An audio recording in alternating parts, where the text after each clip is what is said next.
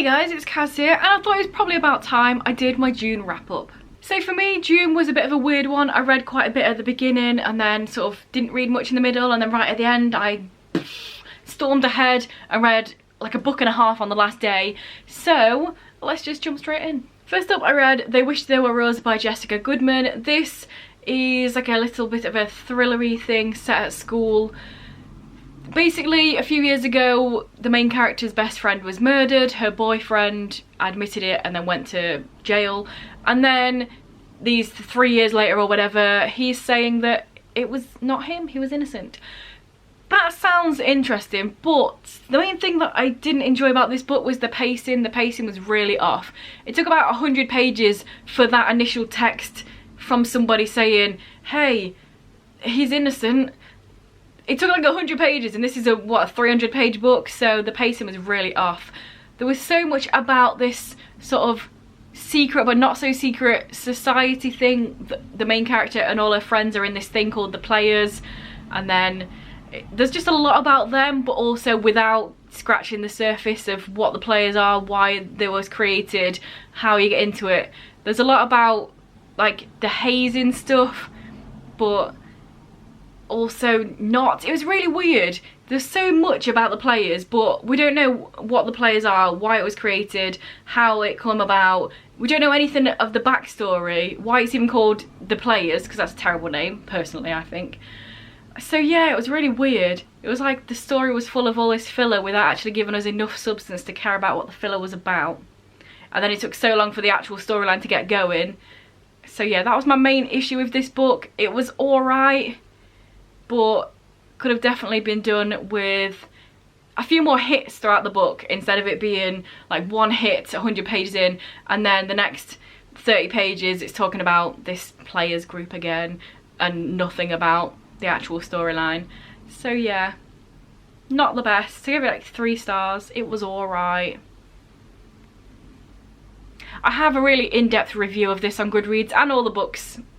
I write reviews on Goodreads, so check that out if you want more words, because I remember I wrote quite a long one about this one. Next up in my accidental dark academia month was I Know You Did It by Sue Wallman. This is based in England and it's about a main character who goes to this new school, and straight away, boom, first chapter, she gets a little message on her locker that says, I know you did it. Boom, we're straight in. We love the pacing. That's what we need for thrillers, for this sort of book. So the main premise of this is that when she was 4 years old, she accidentally killed this other 4-year-old girl, and one of the things I loved about that was the fact that straight away in the second chapter she explained the whole story. There wasn't any sort of leading us along saying, oh, this thing happened but we're all quiet about it and you're not allowed to know until halfway through the book. I like the fact that straight away it was like, yeah, she was a child, she pushed a girl, the girl slipped and fell down a slide and died. Like, you can't really put a death onto a 4-year-old like that. They didn't do it on purpose, they didn't know what they were doing, but somebody obviously knows about her past and are trying to bring it forward. And yeah, I thought it was a really fun thriller. There was a lots of different people that it could have been. All the different characters seemed a little bit dodgy and they all had their own little thing where you think, it could have been them because of that. Oh, they did that, so it could have been that. So I think the way it was written was done really well. I like it when there's quite a few different people that seem like they could have been the person. Whereas, side note, in that first book, like straight away I knew who it would have been just by the way that the whole book was written, so that was another thing about that. But yeah, I thought this was a very fun thriller. It was interesting to read.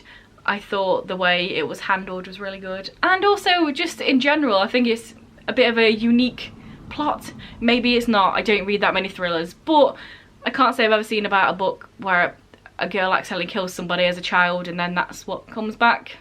So yeah, I liked this one, it was good. And then last of the Dark Academia hype, yes, I read all 3 of these in one go because I thought, you know what, I'm being a Dark Academia sort of person right now, I'll just do them all in one go. And that is Ace of Spades by Farida Abike Imiyide. This one I had mixed feelings about. I really enjoyed it, but then there was other things that I really wasn't really a fan of. Again, check my review on that because I have stuff under a spoiler thing that I don't really want to go into here because I don't want to spoil it for anybody. But in general, I liked this book. It's about two characters. One of them is like the head of the school, she is the it girl, and one of them's just living his best life trying to get through school and get into a music program into college. And it's at this like really fancy school where everybody's fancy and you know how it is. And then in their 4th year, which is when this starts, this Asus person starts leaking their secrets and leaking things about them that they don't want people to know. And in general, I liked this book. I thought both of the characters were really interesting. They have completely different sides of the story. Like I say, one of them, the girl Chiamaka, she is like the head girl. She's been a prefect for the past 4 years. Everybody loves her. She's got like a rich family. She's paying to be there like everybody else. And then on the other side you got Devon, who's just a normal guy. He doesn't have loads of money, he doesn't come from a wealthy family, but he's managed to get in the school because of his academic record. So he's there just trying to graft it and do it and get further in life.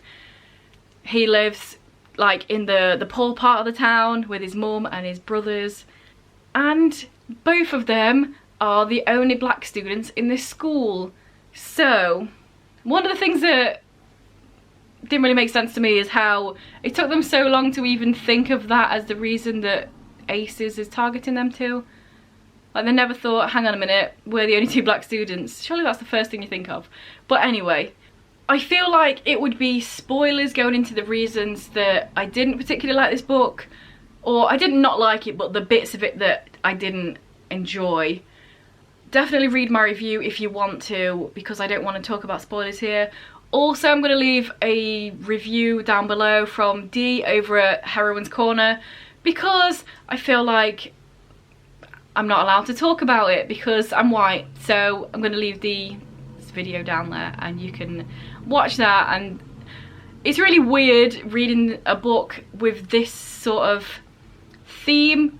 It's very much about racism and white privilege and ingrained really horrific like institutional racism. And am I allowed to have opposing thoughts on the way this is written? I mean, I do, but I'm not going to speak them, so I'm going to let you go and watch Dee's video instead, because we have very similar opinions about quite a lot of it. So yeah, I'm just going to leave it there. But I did give this 4 stars. It's probably closer to like 3.75 because some of the points that I didn't particularly enjoy. But in general, it's a good book and definitely read it.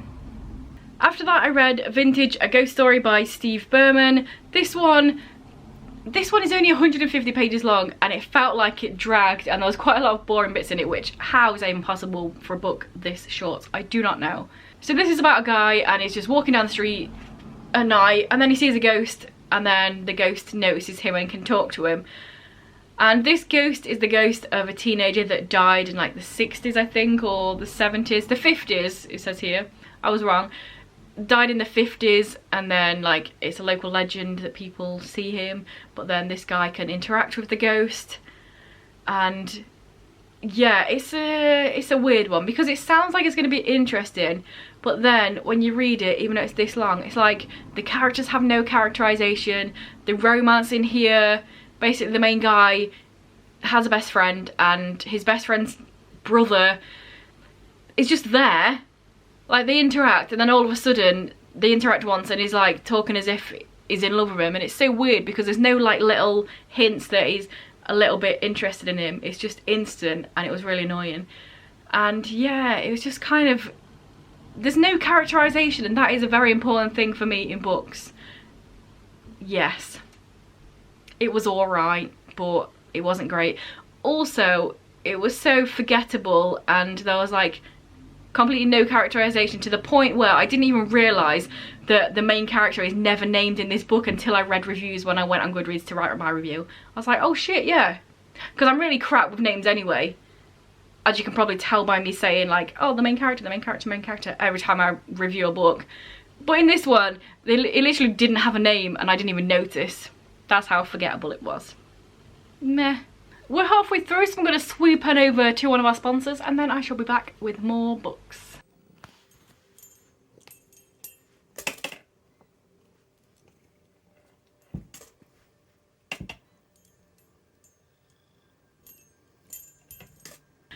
some point in the month I read the first short story in Once Upon a Rainbow. This is a bunch of short stories and it's like 65 pages, so I thought I might as well just talk about it here. This is a book full of different LGBTQ plus like retellings of fairy tales and stories and stuff. The one that I read was a Pinocchio retelling. It was alright. It's kind of funny though because I sort of forgot like the main thing about Pinocchio, and then I was reading this book and then at one point I realised that it was not his nose that was growing when he was lying. It made me laugh because I was like, oh shit, that's a thing. So yeah, obviously there was a sex scene there, but luckily this book wasn't just that, because call me a stickler, but I like a storyline in my books, and most of it was just about this dude that was an art student, and for the end art project he was crafting this statue, and then it came to life, and then it's just more about like him just chilling in the world and them trying to get makeup to put on his face so it doesn't look like he's made out of wood and stuff like that. So it was alright. It was random. It made me laugh when that bit that I just mentioned happened. But yeah, I've got the rest of them to read. We shall see. After that I read Jay's Gay Agenda by Jason June. This is a book that I got as an ARC. I thought it sounded really interesting, really fun and cute, and to a point it was, but just now me doing this wrap up has made me realise how many average books I read this month. Wow. It's because I ended on 2 solid ones, so I kind of forgot how kind of blah the rest of the month was. Whoops. But yeah, in here we follow Jay, and he lives in a place that's like, everyone's chill with him being gay, but he doesn't know anybody else that's gay, so he's never interacted with anybody that's not straight that he knows of. So he's got this agenda that is written. It's all the things that he wants to do, whether it's meeting a guy, whether it's kissing, holding hands, and more. And then him and his parents move over to somewhere that's really good. Seattle, that's the one. They move to Seattle, which has like a really happening gay culture, whatever. And then there he can start knocking these things off his list. So, the positives. I thought the love interest was really cute and really nice. I liked him. I really liked the conversation about stereotypes. Well, first of all, I like the fact that there was no homophobia in this book. I'm fine with reading books where that is a thing, but it's refreshing that it wasn't. Like, everybody's out, nobody has a problem with it, they're friends with people on the football team and nobody ever says anything even slightly homophobic, which is nice to read. So yeah, back to the stereotypes bit. When I first met his love interest, who is he called Henry? I have a feeling it's called Henry, but he might not be. I'm just going to call him Henry. I feel like it began with a H. But yeah, when we met him, he was holding this robot that he's created, and then I found out he was Asian, and you know what? I did roll my eyes a little bit. I'm not gonna lie, I was like, oh, the nerdy Asian, oh, here we go. But then the book, further on, talked about stereotypes and how people are allowed to be a stereotype, and it doesn't mean that they're not valid and themselves. And I really, really liked that, because it made me realise that I caught myself and thought, yeah, I thought that. I thought the author was making this stereotype without really realising they are. But it's more the fact that Henry's Asian and he likes building robots and he's a bit of a geek. And he talks about his struggle with that and how it's a stereotype, and sometimes he feels like he's not allowed to be himself because people see that that's who he is as a stereotype. And then Jay also talks about, it's like, yeah, he's into more feminine things, he likes watching reality TV and stuff like that, and how sometimes that is seen as a negative stereotype for gay men, and how just because it's a negative stereotype doesn't mean that some people aren't exactly that and still themselves and just being who they are.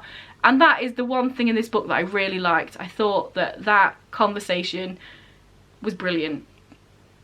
On the other hand, unfortunately, there was just a lot about this book that was kind of meh, sort of average. First of all, let's talk about the gay agenda. It's written in full so often. This is an ARC, but I've seen other reviews on Goodreads that I'm guessing isn't an ARC, so I don't think it's been changed, but like, it is constant throughout this book. The whole thing is written. So this is how big it is, that's how much space it takes up. And they just keep putting the whole thing in it. Anytime something slightly happens off his list, instead of just saying like, number 3, holding hands with a boy, crossed off. It lists the whole list again and then just crosses it off. So it just feels like a lot of filler for no reason. It's unnecessary, and I just kept skipping over it because it was just there too often. And it wasn't a good way to tell a story, in my opinion. It was just too much. It felt like a lot of filling pages with no storyline, you know what I mean? Another thing, I thought that a lot of the characters had really toxic traits and then none of it was talked about. I go into that a little bit more in my review if you want to check it out, because I don't want to like spoil anything here. And yeah, it was just not as good as I hoped it would be. I didn't really have like expectations going in. I saw it seems cute, so I thought, oh, maybe it'll be a fun, cute book. And to a point, there were bits in here that I did think were cute and nice and did enjoy, like I mentioned a minute ago. But also there was a lot of it that was just kind of forgettable, or the characters weren't the best, or like the filler of the agenda too often. But I liked what was done in this book, but I don't like the execution of how it was done, I think. Like, other people have certain problems with other bits of the book, and I don't have a problem with that. Which probably sounds really cryptic, but I don't want to, like, ruin stuff for people. But I didn't really have a problem with that aspect. It was more just people, and people getting annoyed and treating their friends really badly in really pathetic ways. So yeah, it was alright, but it was not as good as I would hope it would be. And the last two books were both 5 stars, which is probably why I didn't realise that I had so many mediocre books. First of those was Mr. Impossible by Maggie Stiefvater. I feel like I can't even say anything about this book because it's like the Raven cycle happened, and then Call Down the Hawk happened, and then now this is happening, so a lot of things would be spoilers. But I just really enjoyed this book. I love Maggie Stiefvater's writing. I love the characters. All of the characters are great. I love that we got to see more characters and explore them more. Like Matthew, for example, we see a lot more from his perspective. He knows a few things that he didn't used to know, and him trying to come to terms with that and him dealing with that, and a lot of questions of him. I really enjoyed that. It was nice to see him sort of becoming himself even more. And Declan, obviously, and Ronan, and everybody in here, Jordan Hennessy, we love them all. And also, I can't really talk about this, which is quite funny. It's one of the best books I read, and I can't really say much words. And then with the books that they weren't the best, I can spew loads of things, which is a lot of the kind of times the case. I feel like it's easier to pick fault with things that you didn't like, and when you did really like a book, especially if it's a sequel to a sequel, especially if it's a sequel to a sequel series, can't really say much. But loved it. It's shorter than Call Down the Hawk, and yeah, can't wait for book 3. I know some people have different opinions about this, about certain characters and how they weren't in here a lot, but I don't mind. It's not about them. I'm gonna say it, it's not about them. So that's fine for me. Loved it. Also, it ended on such a big fat cliffhanger, so quite annoyed that I read it as soon as it came out, because now I have to wait a year. How rude. And then last but not least, I read Unbelievable by T. Christian Miller and Ken Armstrong. I read all of this in the last day of June. For some reason, like right at the end, I was really in a reading mood. I read about half of Mr. Impossible and then just all of this in the last day of June. So yes, it's nice that I got some great books in there straight at the end. Pew. Also, because this is on my 2021 TBR, I was like, I need to read something off there because I am behind. So glad that happened as well. So this is non-fiction. There's also a Netflix limited series based on this book. So I watched that first. I already knew sort of the ins and outs of what happened here, but it's great to read it fully and read the full thing that happened. So what happened was a girl was raped in her home. She went to the police. They didn't believe her, and it went so far that they actually charged her with a false reporting, and she was fined £500 for falsely reporting a crime to the police. And then also at the same time that is happening, a couple of years later, in the book it goes from one to the next, one to the next, one to the next. A couple of years later, a few jurisdictions over, is a team of different police people from different sort of jurisdictions all coming together, because there is a serial rapist that is going around all these different places and raping women there, and they see the pattern and they're all coming together and trying to catch this one person. And shock horror, nobody would have thought the MO was exactly the same as what happened to this girl. So it's like so much, there's so much. If the police had actually believed and tried to find this guy, maybe a bunch of these other women wouldn't have got raped. Just the fact that an 18-year-old girl is just being accused of lying, and like everything fell apart. All her friends thought she was lying about something this big and sort of ditched her. It affected her work, she had to quit work. It affected her living arrangements, like everything. And it's just so horrible that people still have to go through this. This happened in the 2000s, 2008 and 2011, which is when the other section of it with the other police people trying to capture him. So it's not something that happened ages ago. And also throughout this book we talk a lot about the different sort of nowadays and back in the day how sexual crimes are treated by police, by judges, by the public. And it's kind of disheartening. I mean, I'm not gonna lie, it is disheartening, but also there is a few little rays of sunshine through it.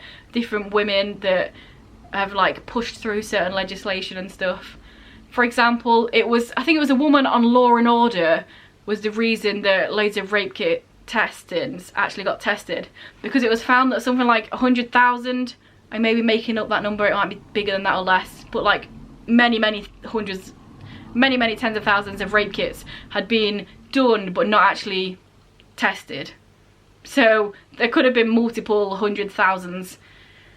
tens of thousands of like hits on people that had raped other people, but none of them was tested.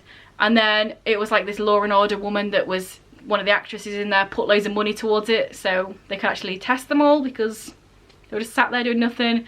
And then it also talks about, I think it was in the 70s, the woman that came up with different sort of legislations and created the rape kits in the first place, and then like got them into different polices and started making them use it and stuff. So there were some lights at the end of the tunnel. And luckily when they found the guy, he liked taking pictures when it was happened, and one of the pictures was of this 18-year-old girl that proved that she wasn't lying about it. And then, you know, well, one of the most disgusting things, because there's just so much disgusting about this, is that like she got an apology and then she got her £500 back. Oh, thanks. Like, oh, soz that we accused you of that and then made you pay £500. Have that back. That should be fine. That should settle it all. So yeah, that's just like a kick in the teeth. But even though it's all about bad, negative, horrible stuff, it was a really good read, and I'm glad that she did get justice in the end. And it was good to see all these other police departments actually coming together and pooling all their resources and pooling all the evidence to try and catch this guy, which was a nice sort of flip side to this other police station that accused her of lying. And then like a few months later, one of the other rapes happened in a different jurisdiction, and like they got in contact with this police place and said, oh, I think we've got somebody that's got the same MO as somebody that happened to you. And they're just like, oh no, it was found out that that was a lie, so it's definitely not. Put the phone down. So yeah, it was good to see good policing against the bad policing, because it's very easy to just see that and like tar everyone with the same brush. So it's nice that some of them actually cared about the victims and wanted to save them. So it was a really interesting book. Also, what I wasn't expecting was throughout there was a couple of chapters from the guy's point of view, because he was very vocal after they caught him. He was like, yeah, it happened, yeah, I'm bad, you need to put me away, basically. And then he talked a lot about it. So I thought that was kind of interesting as well. Obviously they didn't put loads of attention on him, because that happens a lot in true crime. All the attention is on the perpetrator instead of the victims. So it didn't do that, but it did have just like a few little chapters throughout telling him how he sort of started when he was in the army in Korea, I think it was. He would like follow women home, and how at the age of 5 he saw Princess Leia in chains and in a bra in the Star Wars, and that's what started him on this sort of whole journey of wanting to own women or discipline them or whatever. So it was interesting to see his point of view throughout as well, but not so much that it distracted from the victims. It just sort of a little bit of insight sprinkled through. So yeah, it was a great book. Like I said, I read it all in one day. 5 stars, great. Read it. Watch the Netflix limited series. It's very interesting. And it's also necessary for people to change their judgments. Even nowadays in 2021, even with the whole Me Too thing, so many people still see sexual victims as like, okay, but what did you do to make this happen? Rather than, okay, let's help you because something's happened to you. So yeah, it's an important topic. One that still happens now. Even in trials and stuff nowadays, people still use laws that came into being like hundreds and hundreds of years ago, really misogynistic, really like pro men doing whatever they want. So yeah, it still needs changing, and it's important to talk about stuff like this. So yes, we ended it on a very heavy one there. Sorry about that, but that was the last book I read in June. Let me know if you've read any of these books, if any sound interesting, if you have any similar opinions, not similar opinions, let me know down below. Also check out my Goodreads if you want full in-depth reviews, because sometimes I don't know how to speak, especially when it's been like a month since I read them, you know what I mean? But yeah, say some words down below, I will reply. Good times. And if this is your first video about me and you enjoy it, then please check out some of the others. And if you continue to enjoy, then please subscribe, that'd be awesome. Anyway guys, I'll see you in a few days with another video.